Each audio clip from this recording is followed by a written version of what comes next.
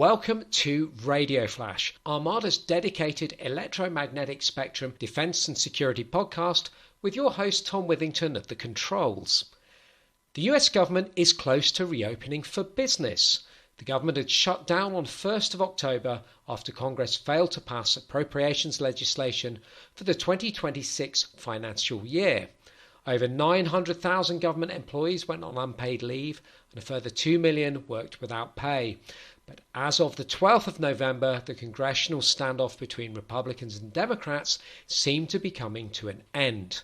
The Senate has passed a new funding bill. This will have to be cleared by the House of Representatives and then signed into law by President Trump.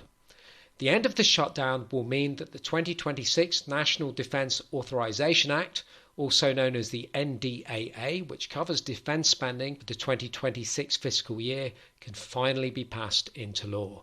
What will all this mean for electronic warfare and electromagnetic support operations policy priorities in the United States? Well, to help me answer this and many other questions, I'm joined today by a dear old friend of Radio Flash and a fellow podcaster, Ken Miller, Director of Advocacy and Outreach for the Association of Old Crows International Electronic Warfare Organization.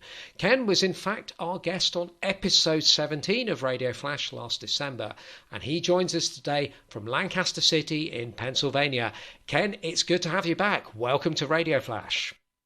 Hey, Tom, always a pleasure to be here on with you, and you have me on a very timely week, so looking forward to talking with you. Well, I'm very much looking forward to our conversation today and really delving into some of these intricacies, what happens on Congress and Capitol Hill and things. I think sometimes it can be a little bit labyrinthine for those of us outside the US, so I'm looking forward to you helping us make sense of some of that. And to start with, I was wondering if you can give us an idea of where things are in the US at the moment regarding the end of the shutdown and the passage of the NDAA. Well, so this is a very important week. Obviously, as you mentioned at the top of your introduction, we are on the verge of reopening government. The procedures and policies behind how this is all coming about is extremely mind-numbing and complicated. And that broader question of what it all means is still being sifted through. But I think if you look at it in a lens of theater, it makes a little bit more sense because there's a lot of this that we know is going to happen. We just have to find the right time where people are able to message properly. So there's that little theatrical aspect. So this week, the Senate came back after weeks of negotiating behind the scenes. A group of Democrats, there are about 8 of them, kind of quote unquote went rogue and negotiated with Republicans on a stopgap measure. Up until now, the only measure that was considered was what they call a clean CR, and that was keeping funding, keeping the government open through FY 2026. Well, actually, it was through November, but it was a clean CR, just no policy, no riders or anything. Obviously, we're in November, so that had to be changed, and so the Senate came together with a new agreement that will fund the government till January 30th on a continuing resolution. Included in that are 3 appropriations bills: the military construction and VA, labor and health and human services, and then, of course, the legislative branch, because we know that Congress wants to fund itself first in all this. Those spending bills go through September 30th, 2026. The CR will end for everything else on January 30th, which means Congress will have to consider additional appropriations bills or a long-term CR from January 30th till the end of the year. So defense is still up in the air. Part of the agreement that went on in the Senate was that it would be a part of the next, what they call a minibus, which is a small package of appropriations bills. But the defense bill is a controversial bill right now. So whether or not that moves quickly or not, we don't know. It will at least be 2 weeks because the minute that the Senate voted on Monday to open the government, they left town until next week. So now it's with the House. And the House has spent the last 2 days coming back in. If anyone's watching air traffic issues in the U.S. Or traveling through the U.S., you know that it's kind of hard to get from point A to point B right now. So they're all coming back. The goal is to vote tonight at about 5 o'clock.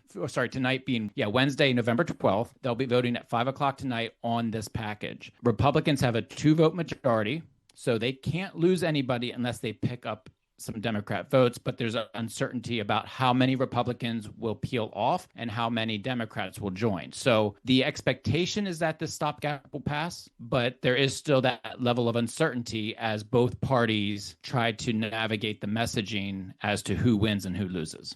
Very interesting that there's still these hurdles that need to be jumped through by the sound of things. I was wondering what provisions, I mean, from your perspective in the 2026 NDAA, what provisions are there concerning electronic warfare and EMSO in general, which stand out to you? So with the NDAA, this is something that gets a little bit confusing because the NDAA, the National Defence Authorisation Act, it started in the House over the summer. It was actually passed by the House in September and then moved over to the Senate. The Senate has not taken up their bill. However, they have passed it out of committee. And so we have two versions that are now going into what they call a conference committee. That conference committee will work out the differences between the House and Senate versions. So there's a lot of uncertainty about what the final bill will look like, and it could change dramatically from either the House or the Senate version, especially depending on the outcome of appropriations, because you can authorize a lot of different policies and programs, but if you don't back it up with money, it becomes an empty authorization and it doesn't do anything. So what happens with the defense minibus is going to impact what happens with the NDAA, but the two are separate bills. So that kind of as a background with that, with the NDAA, the things that we're watching now specifically all kind of tied to the EMSO strategy that's being implemented in DoD now, especially with regard to ensuring, we don't sell off frequencies of within the spectrum that may cause interference with other programs. There's a lot of push for more spectrum reallocation. So we want to make sure that that's done well. There's a number of different policies with regard to things like CWIP program, the Naval Surface EW program, the Compass Call program. We need more Compass calls. There are insufficient number of Compass calls, both being purchased and being delivered on time.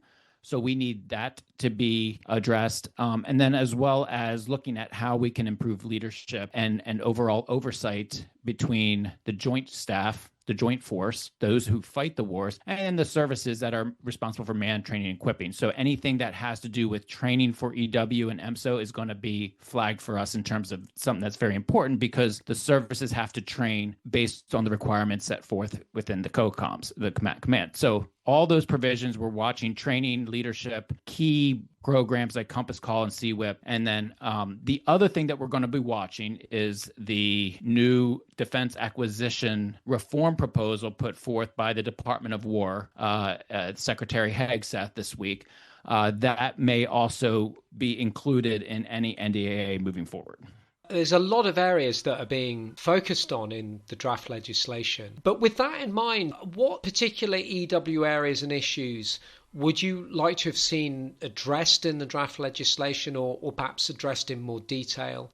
Let me put it this way. I'm very curious to see what comes out of some of the details with regard to the defense acquisition reform. In the U.S., EW, EMSO is considered more of an enabling capability, something that is multiple tiers down from major weapon systems and programs. There's a few of them like the Compass Call and CWIP that are major acquisition programs, but most of the capability is down in the weeds. So we are focused a lot on how do we get more efficient in the fielding, the testing, evaluation, training, and fielding of systems fast at the speed of the fight. There wasn't a tremendous amount of reform in the House bill. Senate is still a little bit up in there. There's pieces coming out that we've seen. It's a little bit more close hold. What I'm looking at in terms of the defense acquisition piece, though, that could be in there is this drive to replacing program executive offices with portfolio acquisition executives. So there's more of a single accountability official, a problem owner. And this is language that we've talked about in EMSO. EMSO across the services doesn't have a problem owner. So if we can move toward getting a problem owner for some key EMSO capabilities, whether it's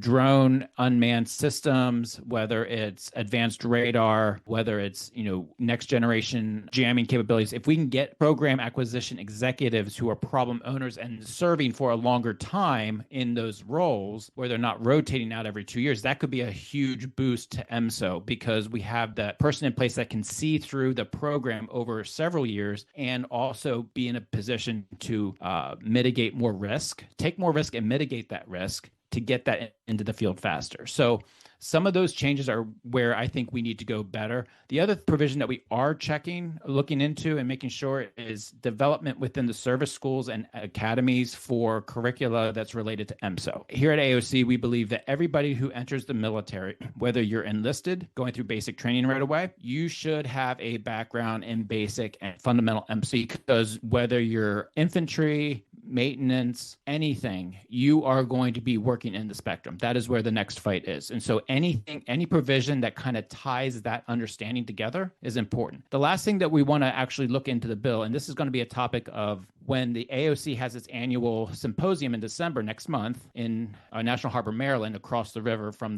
Washington, D.C., I'm going to be doing a live show on, is it time to establish an EMSO force? And the point of this is we've established functional combatant commands like Cyber Command. We've also established a new service like Space Force, back in 2019. So these organizing concepts allow us to really address some challenges in EMSO. And so we're looking at, is it time to rethink how we're organized in terms of EMSO so that we can get better leadership at the top and then flow down that ship with authority and resources to the services. So we're looking to see how that develops. And I think we see some movement, just not sure it's going to be in this year's bill. Ken, as you and I have spoken about in the past, we continue to obviously to face the situation in Ukraine, face the rise of the People's Republic of China. The Middle East continues to be in some destabilization following Israel and Iran's war and the situation in Gaza. And I wondered, from your perspective, what do you expect to be the major preoccupations of the policymakers over the coming financial year concerning EW and EMSO? You touched on a key point. This world is extremely unstable right now. The global security picture is a mess. I was just we just had an episode I just released, speaking with a retired Air Force 3-star General, David Deptula. And we were talking about, over the years, every few years, there's a new concept that comes out about how we fight the next fight, kind of a reason for spending on certain programs. And it guides kind of how the services are structured. In today's world, though, we're not looking at just two war concepts or asymmetric warfare or anything. We're looking at multiple conflicts erupting and developing at the same time, evolving at the same time. So China, Middle East, Eastern Europe, you can imagine Russia is going to leverage anything China does, and China's going to leverage anything Russia does, and Iran's going to leverage anything the other two do. And so we don't have to think about, we can't think about how we fight China without thinking how we are going to fight in multiple places around the world, which means we're going to have to be agile and extremely adaptive, because you can't take the same capability into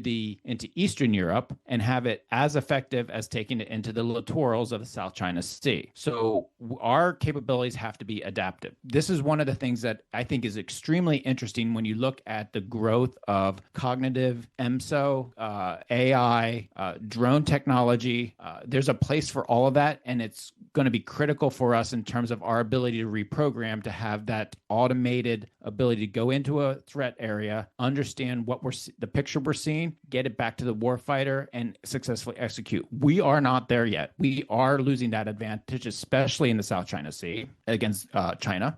But those developments are where we want to see the money go, because that's going to instantly start and end with EMSO. Anytime you're talking drone swarms, delivery of unmanned weapons, long range or short range, unmanned weapons, attritable forces, anything like that is going to require, first and foremost, that system to be a sensor, because you're going to have to get it close enough into the threat that you can't expect it to return. So all of those systems, all those types of plans and programs, that's where EMSA is going to be tied into, and we're watching that develop very closely because I think we're making progress. But the history of EMSA, as you've talked about on your show, it has peaks and valleys, and so we're kind of ascending to a peak, I think. But we have to make sure that we don't go into the valley prematurely, and we actually accomplish what we need to moving forward.